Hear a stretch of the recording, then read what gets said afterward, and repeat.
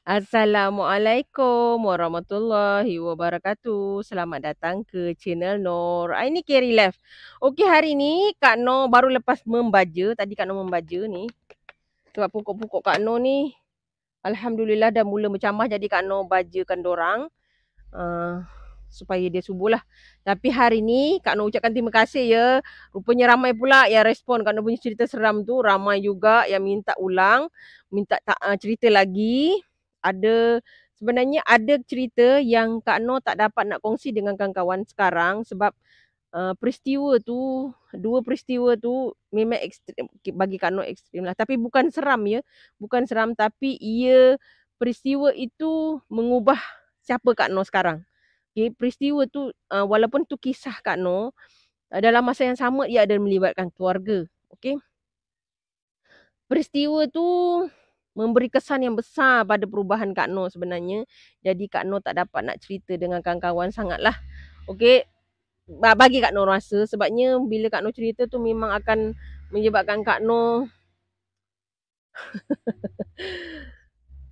sebenarnya kawan-kawan nampak perubahan Kak Nur. Apa yang kawan-kawan nampak sekarang sebenarnya ada satu peristiwa yang sangat-sangat memberi kesan yang besar pada Kak Nur. Okey. Jadi Kak Nur minta maaf dulu, yang tu kita hold lagi. Hari ni Kak Nur nak bercerita kisah yang agak sedikit seram tapi ia menjadi pantang larang juga. Kak Nur tak tahu lepas ke tak ni video Kak Nur ni, sebabnya kadang macam ni dia akan YouTube akan merahkan dolar, kuningkan dolar Kak Nur selalunya. Okay, harap-harapnya tak lah. Okay. Hari ni Kak Nur bercerita tentang satu larangan ataupun satu tegahan yang diberi kepada wanita-wanita yang mengandung anak sulung. Okey. Kak Nur mengalami dua peristiwa yang Kak Nur rasa Kak Nur kongsikan dengan kawan, sebab kalau untuk orang asli wanita yang mengandung sulung ni sangat-sangat dijagalah. Terutamanya nak pergi hutan ya, nak pergi hutan, pergi buat lakukan sesuatu, itu memang menjadi larangan. Okey, banyak benda yang dilarang sebenarnya. Macam Kak Nur sendiri, kalau nak apa-apa, orang tua akan terus respon. Kalau Kak Nur dulu, bila ayah tahu Kak Nur mengandung, ayah akan respon semua benda yang Kak Nur nak. Okey. Kalau Kak Nur sebut aja, sedapnya hari ni kalau makan umbut nibung, gulai rebus dengan sambal belacan. Senyap-senyap dia akan pergi. Dia akan cari. Walaupun apa yang diminta oleh mak boyong, selalunya yang mengandung sulung ni, orang tu akan cepat respon. Okey. Dia kata jangan biarkan, nanti karang untung merayap, karang jadi apa-apa katanya. Itu orang mengandung sulung. Memang akan dibagi perhatian macam itulah. Dan ada juga menjadi ketakutan bagi orang tua bila ada anak yang mengandung sulung yang dilarang dibuat. Nak bawa pergi hutan ke, tak payah nak suka. Nak ikut nak pergi hutan. Tak ada. Dia kata orang mengandung ni kalau pergi hutan menyusahkan sebab diorang kena jaga.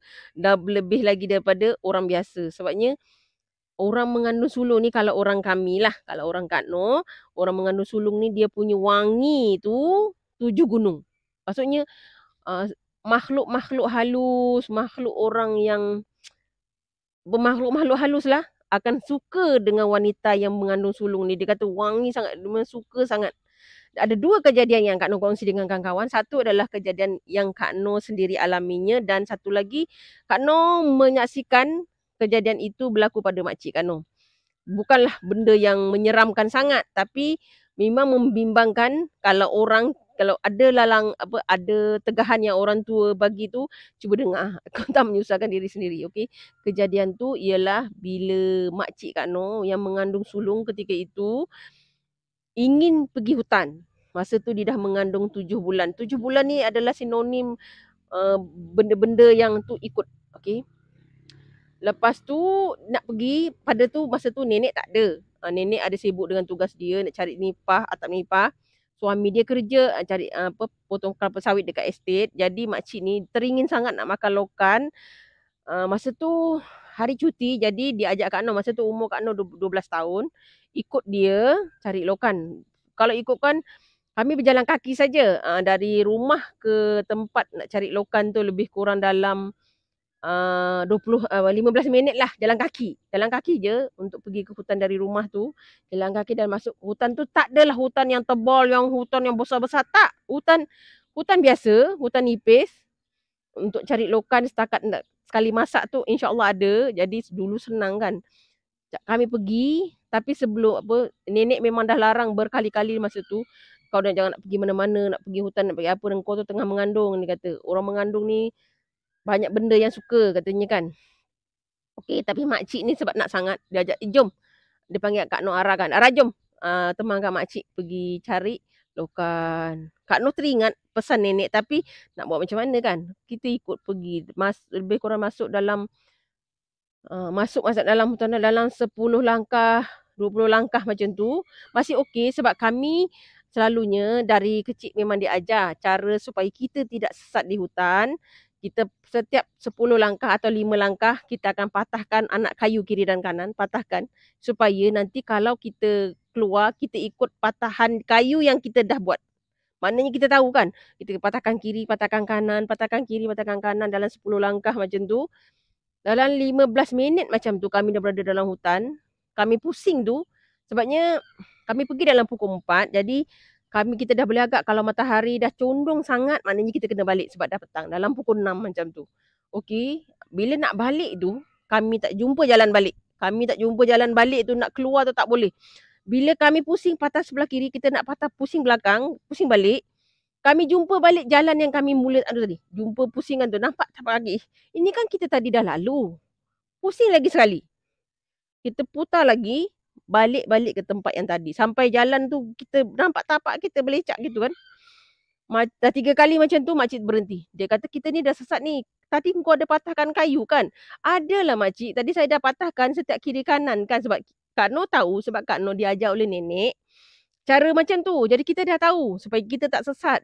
Kalau kita pergi hutan, jalan lurus, sekiranya kita ni nak pergi ke kiri, tapi jangan lama jauh sangat, kita patah balik.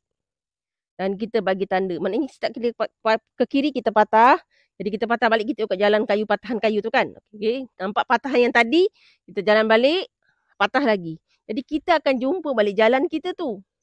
InsyaAllah dia takkan sesat. Tapi padahal kami masuk dalam tu bukan hutan yang kayu besar-besar. Tak. Kayu macam biasa je. Renek-renek biasa je. Kami dah dapatlah satu bekas beras 5 kilo tu. Dah nak penuh. Sebab berat kan. Kami tak boleh nak bawa berat. Jadi Kak Noh bawa separuh. Makcik bawa separuh. Kita ada raga kat belakang lah.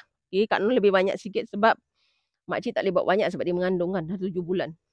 Tapi tak boleh. Lepas tu kami duduk. Makcik tu memang dah. Dia cakap, aku ni dah tak boleh dah ni. Kita dah sesat ni katanya. Lepas tu duduk. Tak tahulah. Orang tua mungkin. Sebenarnya setiap orang akan diajak oleh orang tua. Misalnya dia sesat ke apa ke. Duduk dulu. Dia buatlah apa dia. Dia ambil daun kayu tu. Lepas tu dia cakap lah. Dia tepuk-tepuk tu. Dia cakap ni moyang dia sebut macam tu lah. Ketika itu. Masa tu Kak Noh belum Islam kan. Bila cakap macam tu. Tolonglah, dia kata saya mengandung. Dia kata janganlah, bagilah buka jalan lah. Saya nak keluar ni. Dia kata jangan ganggu. Dia kata ni cucu cicit juga. Katanya tolonglah. Katanya. Lepas tu, makcik kata jom kita balik bangun. Dia ribaslah kayu, ranting kayu, pokok kayu tu yang dia pegang tadi kan. Dia rimbas-rimbas macam tu. Dia suruh Kak Noh jalan dah. Dia kata jalan. 5 langkah Kak Noh berjalan ke depan.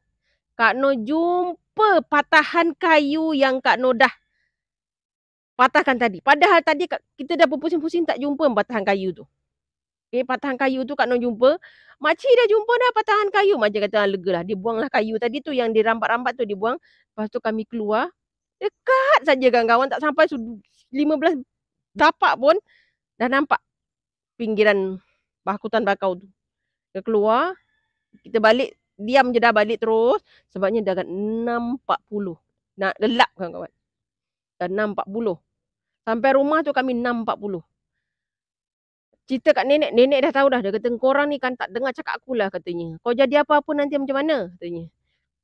Makcik diam. Kak Noh pun diam. Peristiwa tu hanya kami yang tahulah. Dia cerita masa tu. Sejak tu makcik dah tak berani lah. Dah tak berani. Kak Noh pun tak berani. Peristiwa macam tu lah. Kadang-kadang ada tegahan orang tua tu kita kena fikir dulu sebelum buat. Kadang-kadang kita ni main buat je kan, okey. Peristiwa yang kedua, yang ini Kak Noh alaminya sendiri.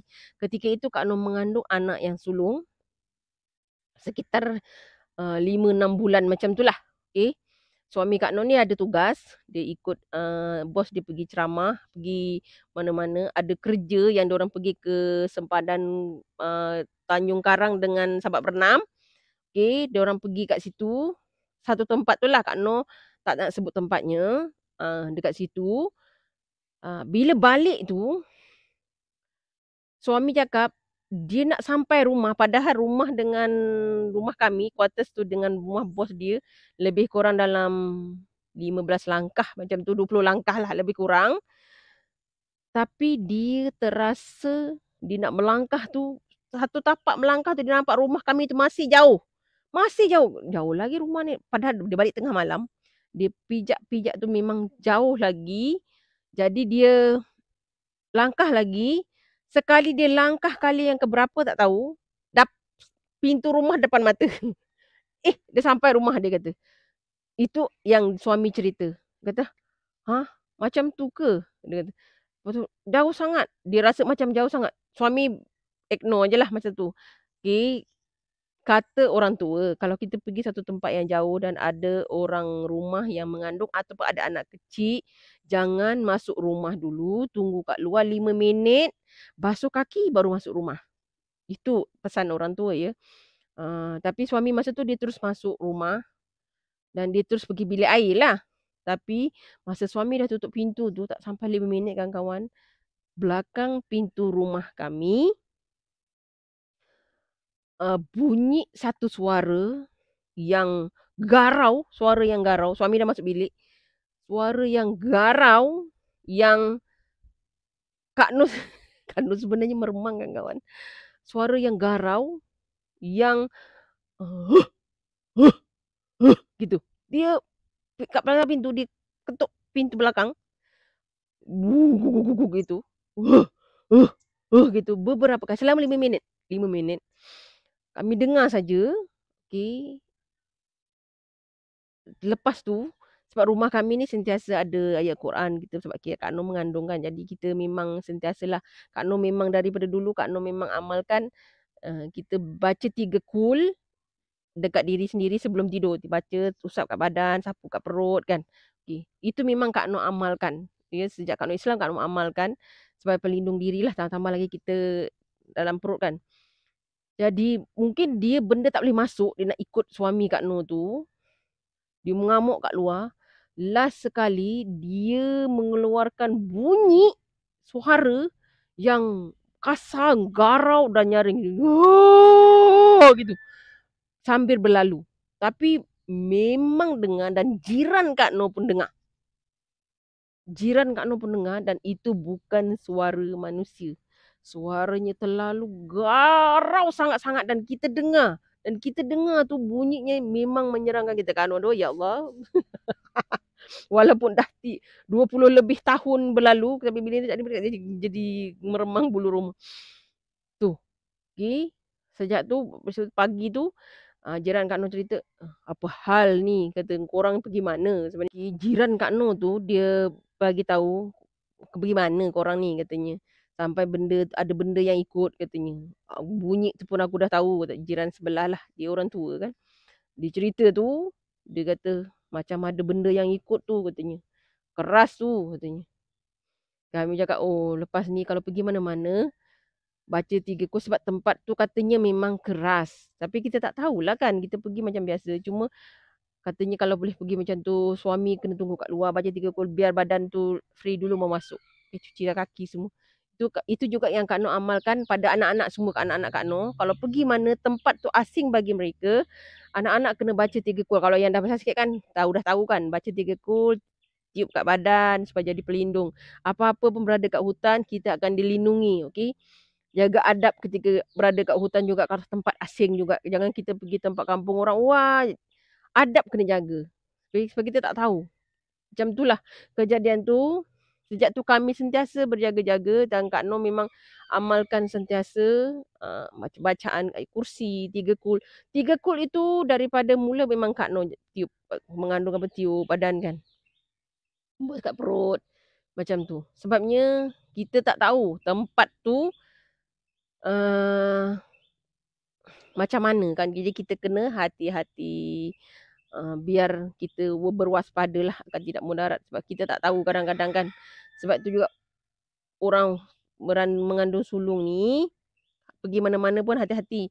Kadang-kadang kalau dululah, dulu ada pengamal-pengamal, ilmu-ilmu yang kepala tertanggal tu kan, tinggal usus perut tu, yang itu makcik Kak Noh alami sendiri. Apa, masa tu makcik yang Kak Noh sesat tu, ada orang ni dikatakan, kita tak tahu ya, jadi dikatakan memiliki, ilmu tu lah yang, tu, tu, lalu dekat dia.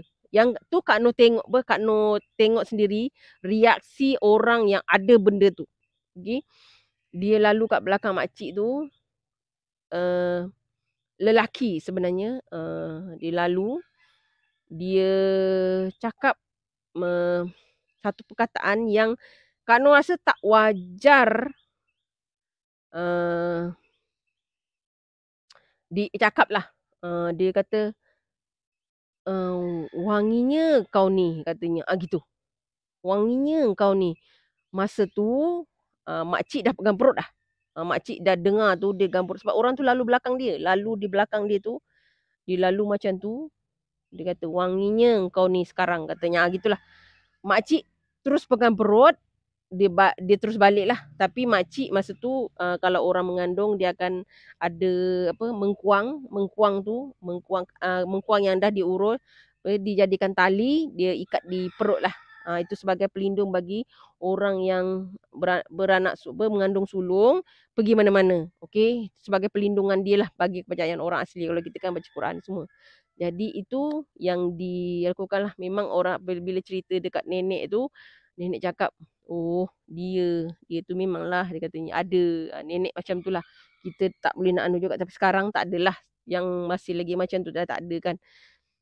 Macam tu lah kawan-kawan, cerita pantangan atau tegahan bagi orang-orang yang sulung, dan Kak Noh mengalaminya sendiri dan makcik mengalaminya dan Kak Noh saksinya. Okey, itu sajalah ceritanya. Walaupun dah bertahun-tahun kan, bila cerita tu meremang juga, walaupun benda tu kita tak nampak, eee, sosoknya, tapi kita dapat tahu. Okey, dah rasa itu. Okey, itu saja. Terima kasih banyak atas respon kawan-kawan tentang cerita seram. Kak Noh sesekalilah kalau Kak Noh rasa masih ada cerita, banyak cerita sebenarnya yang Kak Noh alami. Sama ada seram, sedih, gembira tu ada. Nanti Kak Noh akan kongsi juga satu hari cerita Kak Noh, eee, pasal haiwan di sungai lah. Tapi Kak Noh tak nampak, tapi Kak Noh boleh kongsi sedikit kisah tu nanti, insyaAllah. Okey, itu saja. Bersyukur selalu dengan apa yang telah diberikan kepada kita dan jalaninya dengan ikhlas salam sayang dari Kak Noh. Assalamualaikum.